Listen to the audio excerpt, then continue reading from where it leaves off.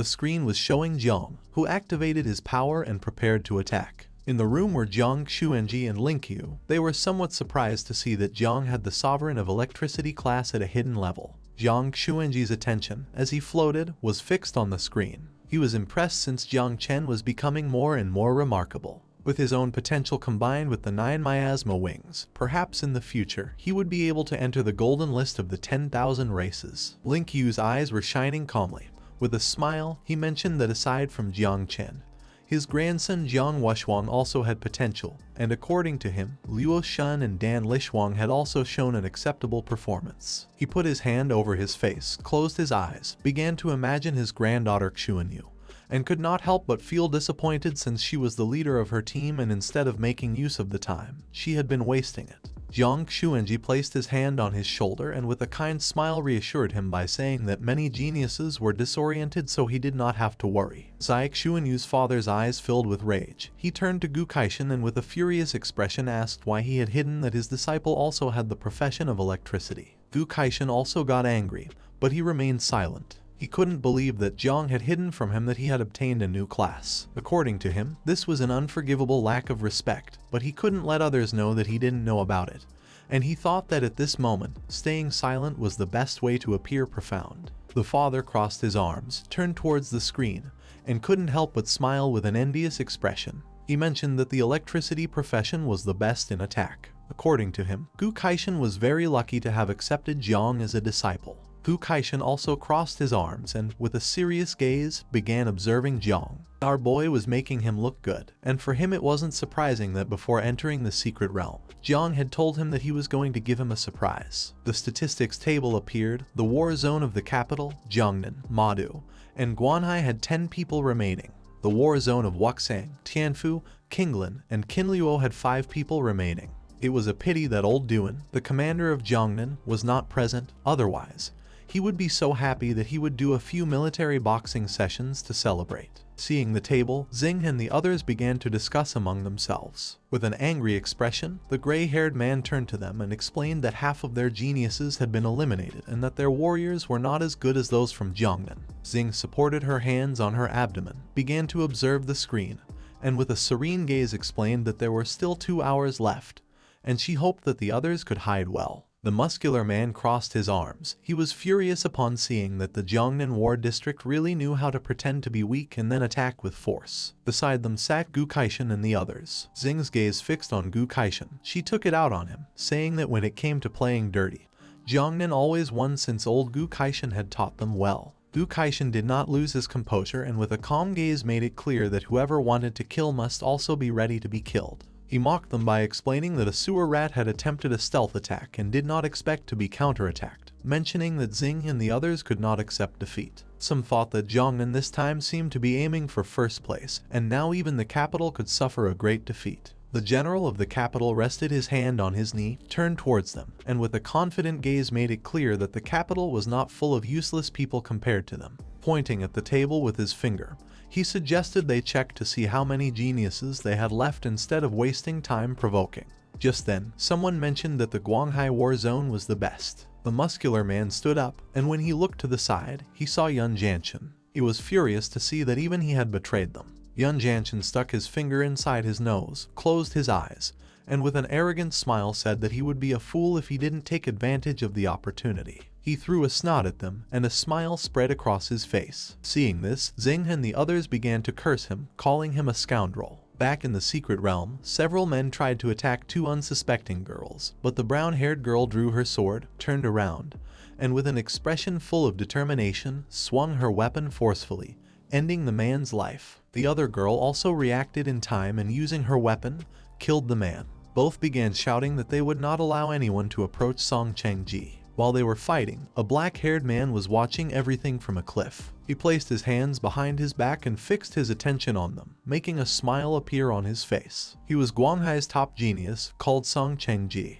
His eyes were filled with surprise as he realized there was no need for him to intervene to take care of them, realizing that even the useless had their utility. The identity that the Church of the Ancient God had assigned him this time was not bad at all. A few days after his sudden arrival in the Guanghai war zone, the geniuses did not accept him. so he had to tie up the women, whose eyes were shining with hatred. They were very furious. He approached one of them, began to caress her cheek, and showed a kind smile. Feeling this, the woman could not help but blush, and instead of feeling hatred, she now felt love. Thanks to his strength and courteous manners, Song Chang-ji managed to earn everyone's trust since, after all, humans could not resist a powerful and humble man. After defeating her opponents, the brown-haired woman dropped her sword on the ground, turned around, and with a smile began to observe Song Chang-ji, making her eyes fill with joy. The other woman also turned around, closed her eyes, and with a kind smile began to greet him. Once Song Chang-ji obtained the first place in the genius ranking,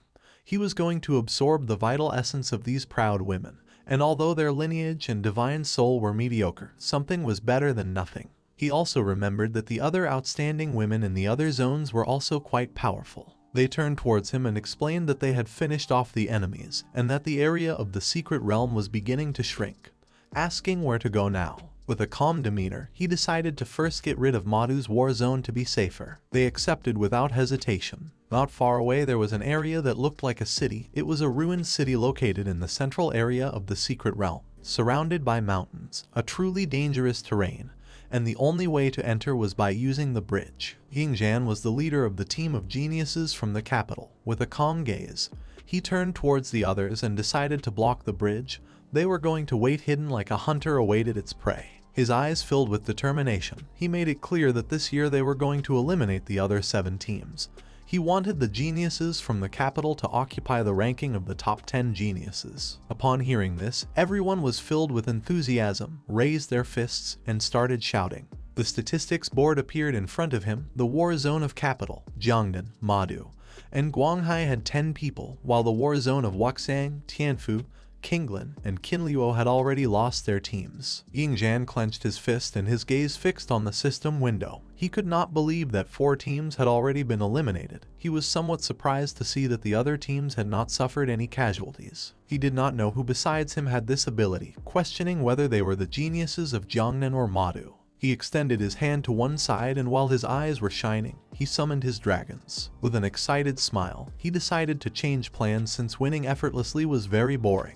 He no longer wanted to wait and gave the order to his team to come with him to the front to search for and face the other teams. At the same time, somewhere else in the secret realm, there was Zai Xuanyu's team. One of the men extended his hands and, with a confused expression, asked how 4 teams had been eliminated in less than half an hour. They had barely found the right path, and already the circle had begun to close. With an angry expression, Hua Yunfei turned to them and made it clear that the captain had guided them on the right path. Zai Xuanyu's eyes widened with seriousness. She turned to them and, with a serene gaze, gave them the order to stop talking and keep walking. Her expression changed, and her eyes began to shine with sadness. She wanted to show off in front of Zhang Chen, but in the end, she hadn't had the opportunity to do so. She remembered that the 4 war zones that had been eliminated used to attack the capital together, and this year it was likely that they had also been eliminated by the capital. She felt relieved since luckily, the Jiangnan team was still complete, and it was very likely that they had not yet entered combat just like her team.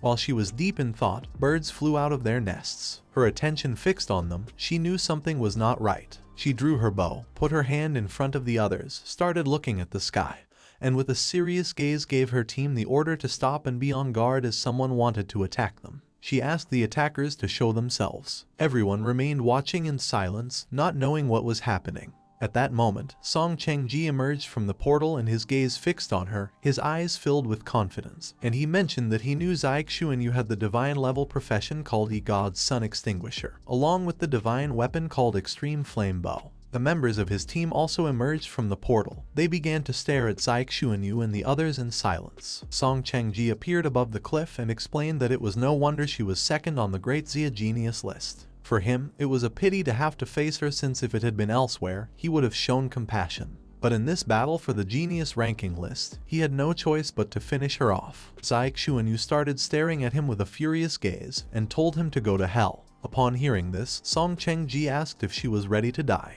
Her eyes began to shine with determination. She aimed at them with the bow and used the technique called Celestial Fire Meteor, causing a powerful arrow surrounded by fire to shoot towards them. Hua Yunfei was paralyzed with his mouth open, not knowing what to do. The arrow began to shine brightly in the sky, blinding everyone. The members of Song Chang-ji's team put their hands over their eyes, and some even turned around, realizing that this was the pressure of a divine profession. With a calm gaze, the brown-haired woman asked everyone to stand firm since they had the help of Song Chang-ji. While little by little the arrow was getting closer to them, he extended his hand to one side and could not help but praise Xiao Xuanyu for having talent. He took out a thread and threw it towards the arrow, catching it as if nothing. For him it was a pity since Xiao Xuanyu had run into him. She was in shock upon seeing that her arrow had been caught by a fine thread. Song Chang-ji caught the arrow and used his power, making blue energy appear around it. He began to observe the arrow and with a smile decided to be courteous and let her die knowing the truth, revealing that he had 2 divine-level professions. With the profession with which he had caught the arrow, it was called Celestial Weaver of Stars. His eyes began to shine with malice. He started staring at her intently and with a smile revealed that his second profession was called Divine Shadow of the Great Jutian. He used his power, making a copy of his body emerge. In the blink of an eye, hundreds of copies of Song Chang-ji appeared in the area, surrounding them on all sides. He said that although these 2 divine-level professions separately could not compare to her profession, being under the control of a single person, they had a terrifying power. The members of Xiao Xuanyu's team were in shock upon seeing that he had 2 professions. One of the men was paralyzed with fear as he did not expect Song Chang-ji to have this ace up his sleeve. She grabbed one of the arrows she had on her back, started staring intently at Song Chang-ji, and caught Xiao Song's attention, who was from the perceptive class. She asked if he had found the main body. Xiao Song extended his hand towards him, and with a gaze full of fear, he used his powers and revealed that all the clones had anchor points, and the main body could transfer to any anchor point at any time, which meant that each clone could be the main body. The people from the Guanghai war zone were cunning. They didn't know why they weren't going to attack the capital with these kinds of dirty tricks instead of attacking them. Xiao Xuanyu did not lose her composure and with a determined gaze,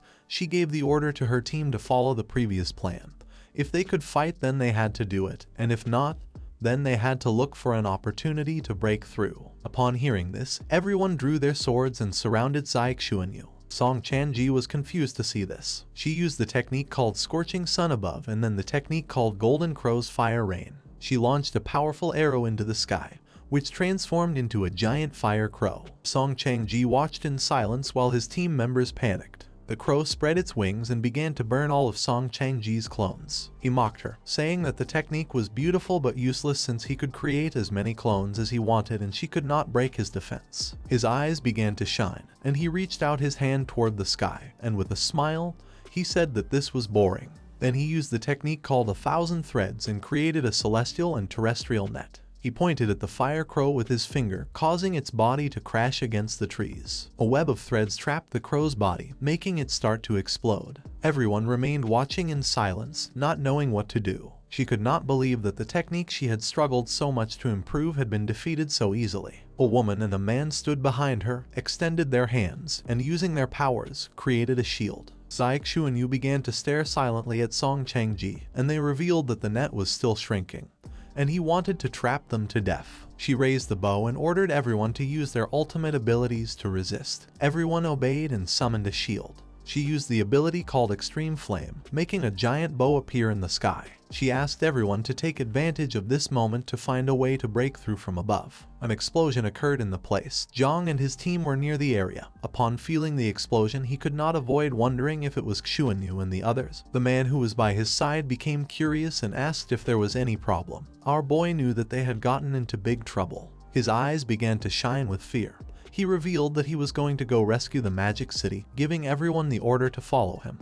This is the end of the video. If you guys want to see the next part, then don't forget to subscribe and like the video.